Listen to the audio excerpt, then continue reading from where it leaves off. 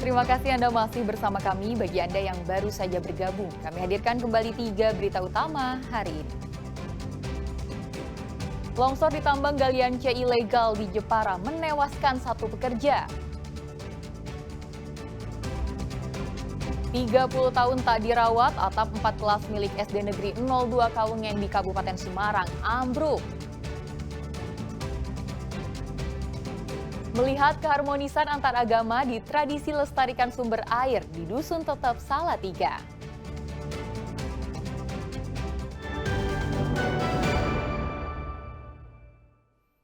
Atap ruang kelas Sekolah Dasar Negeri 02 Kawengen di Kabupaten Semarang ambruk. Karena minimnya jumlah kelas, proses belajar mengajar dilakukan secara bergantian. 4 ruang kelas di Sekolah Dasar Negeri 02 Kawengen atap plafonnya ambrol. Diduga kayu yang digunakan untuk kerangka atap sudah lapuk atau keropos diserang rayap. Kondisi seperti ini tak memungkinkan kelas bisa dipakai untuk belajar mengajar karena terlalu berbahaya bagi siswa. Seluruh barang yang ada di ruang kelas dikeluarkan. Proses belajar mengajar pun terganggu. Pihak sekolah terpaksa membagi waktu belajar dalam 2 sesi, pagi dan siang. Pasalnya jumlah kelas di Sekolah Dasar Negeri 02 Kawengen minim, tetapi jumlah siswa atau rombongan belajar lebih dari 250 orang. Harus ada pembelajaran SIP untuk keselamatan anak-anak peserta didik, intinya di itu. Kelas 1, 2 itu masuk pagi, kelas 3, 4 masuk siang sekitar jam 10-an lah. Dan kenapa kami menggunakan itu? Karena kami rombel Mbak 2. Siswa kami sebanyak 260-an lebih lah.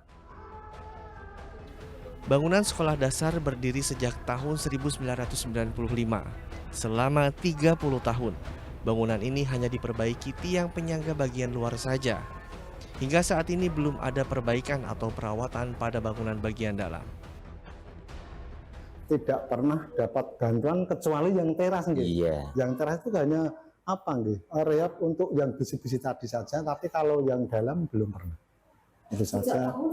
95-an. 95-an. Ini kerusakan yang paling parah. Iya, ini yang paling parah. Dan Pihak sekolah sangat berharap pemerintah Kabupaten Semarang dapat segera memperbaiki atap kelas yang jebol agar siswa kembali belajar dengan aman dan nyaman.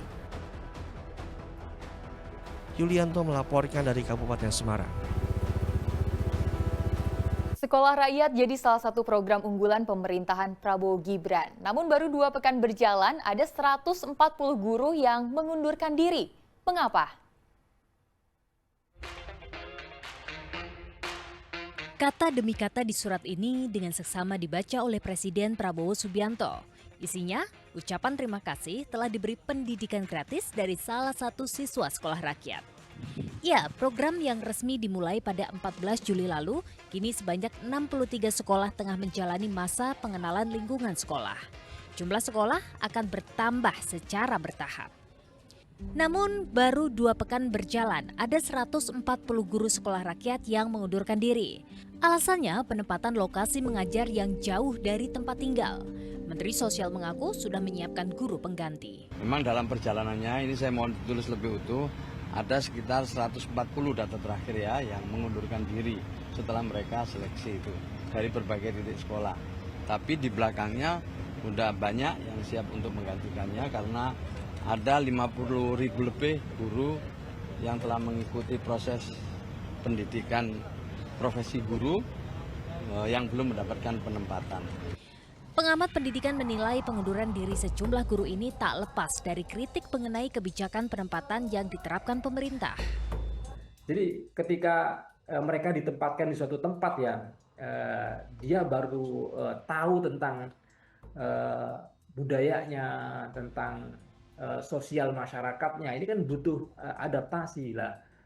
Tentu ketika dibicarakan sejak awal dari sisi pemetaan, kebutuhan, kemudian kesiapan ini dibicarakan sejak awal, maka guru akan bisa terima. Tapi ketika prosesnya tertutup, Kementerian Sosial tidak terbuka tentang penempatannya di mana, maka ini seakan-akan guru ini tidak dihormati. Sederet PR masih menghantui pelaksanaan sekolah rakyat.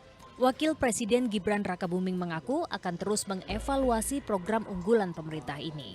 Baik, dan ini kan sudah minggu kedua, minggu ketiga sekolah rakyat berjalan. Akan terus kami evaluasi, masukan-masukan dari orang tua murid akan kami tampung dan ke depan akan kita lakukan perbaikan. Fasilitas sekolah cukup memadai, bahkan dikatakan hampir lengkap. Kemudian sekolah rakyat juga gratis bagi para siswa. Meskipun demikian ada satu hal krusial yang perlu perhatian lebih dari pemerintah, yaitu fasilitas untuk tenaga pendidikan atau guru. Jangan sampai penempatan yang jauh dari domisili bisa menjadi halangan bagi mereka untuk melakukan tujuan yang baik. Pemerintah perlu menyediakan fasilitas yang membuat nyaman. Salah satunya penempatan atau tempat tinggal sementara bagi para guru selama mereka membantu siswa untuk belajar. Dari Bogor, Tabita Putri Tikno Handoko melaporkan. Puluhan pelajar unjuk gigi dalam lomba polisi cilik dan lomba ketangkasan baris berbaris di Grobogan. Tak hanya itu, peserta juga menunjukkan kebolehan mereka dalam menari budaya.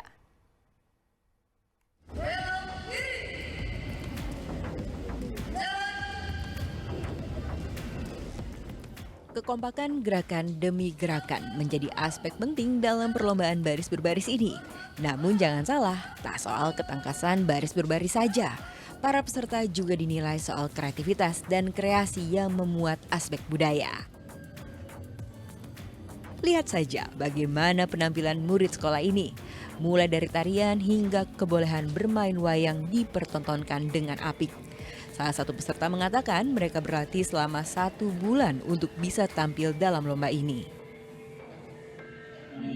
Kurang lebih 1 bulan. Persiapannya apa aja? Latihan PPC. Tadi mainnya gimana? Ada percaya diri atau nervous? Percaya diri. Teman-teman apa kiatnya? Biar teman-teman semangat dikasih apa tadi? Kasih motivasi. Ada 22 tim yang ikut dalam lomba polisi cilik di Gor Bung Karno Purwodadi. Lomba ini dibagi dalam berbagai tingkat, mulai dari SD, SMP, hingga SMA. Nantinya yang terbaik akan tampil di tingkat provinsi. Kegiatan ini juga sebagai bentuk meningkatkan kedisiplinan ya, meningkatkan nasionalismenya juga. Nah, dan juga sebagai bentuk meningkatkan kemampuan langkah PBB maupun juga gerakan-gerakan lalu lintas. Jadi peduli juga antar pribadinya juga lingkungannya. Nah, ini juga ada PKS ya, PKS juga untuk petugas yang mengamankan di lingkungan sekitarnya.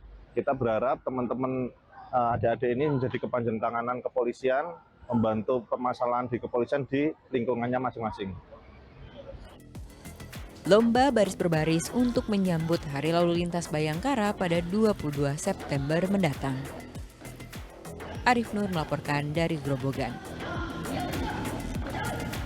Untuk melestarikan sumber air, warga Dusun Tetep Salatiga menggelar tradisi Saparan Merti. Kegiatan budaya itu diawali dengan doa dari 3 agama berbeda dan ditutup dengan berebut 3 gunungan.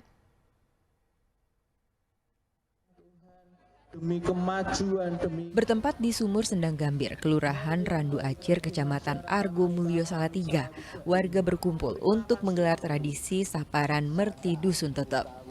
Tradisi Jawa ini menggandeng 3 agama berbeda, yakni Islam, Kristen, dan Buddha untuk berdoa bersama. Hal ini sebagai ungkapan syukur atas limpahan rezeki, terutama air yang bersumber di Sendang Gambir. Dengan berdoa di mata air, kita sebagai orang yang beragama, mempunyai kepercayaan beragama yang bermacam-macam, kita mendoakan untuk keselamatan kita bersama sebagai bentuk toleransi umat beragama dari tiga agama tadi yang kita laksanakan. Selain melibatkan perwakilan dari 3 agama, tradisi ini juga melibatkan remaja dusun setempat dalam bentuk tarian gambyong dan tari tayub. Tradisi Merti Dusun Tetep atau Saparan ini sengaja dikemas dengan tradisi Jawa yang melibatkan generasi muda agar mereka peduli untuk melestarikan budaya dan timbul kesadaran untuk merawat sumber mata air. Jawa, jadi kita lestarikan, kita budayakan budaya ini. Di samping itu juga untuk merangsang kaum muda, para pemuda untuk bisa terlibat sehingga ke depan bisa mencintai kebudayaannya. Di semua kelurahan ada. Ya. Kita sudah beberapa kali mengadakan ada Grebek Kutawinangun, ya, ada Sidoarjo, dan ini untuk kesekian kalinya. Dan nanti ke depan masih ada di wilayah-wilayah atau kelurahan-kelurahan yang lain. Nah, inilah dia puncak acara yang dinanti warga berebut gunungan. Ada 3 gunungan sayuran dan buah untuk warga. Antusiasnya tentu beralasan. Warga percaya jika mendapat gunungan sayur dan buah bisa membawa berkah meski harus berdesak-desakan. Biar dapat berkahnya. Dapat apa tadi? Tadi desak-desakan apa tidak? Apa? Desak-desakan apa tidak? Iya, desak-desakan di situ. Kepercayaannya apa dengan dapatkan buah-buahan itu? Biar berkah aja. Nanti diapakan? Dimasak apa itu? Masak. Sering ikut acara kayak gini? Sering. Ya, setiap tahunnya. Ikut ya pasti ya. Tradisi saparan di Sendang Gambir ini bisa menjadi potensi wisata budaya Salatiga. Selain menjaga kearifan lokal, juga bisa menggerakkan ekonomi warga. Yulianto melaporkan dari Salatiga. Dan informasi tadi mengakhiri jumpa kita di Berita Jawa Tengah. Jangan lupa pastikan Anda subscribe channel YouTube Liputan 6 SCTV Daerah. Atas nama rekan yang bertugas, saya Tia Anissa mengucapkan terima kasih atas kebersamaan Anda. Selamat beraktivitas dan sampai jumpa.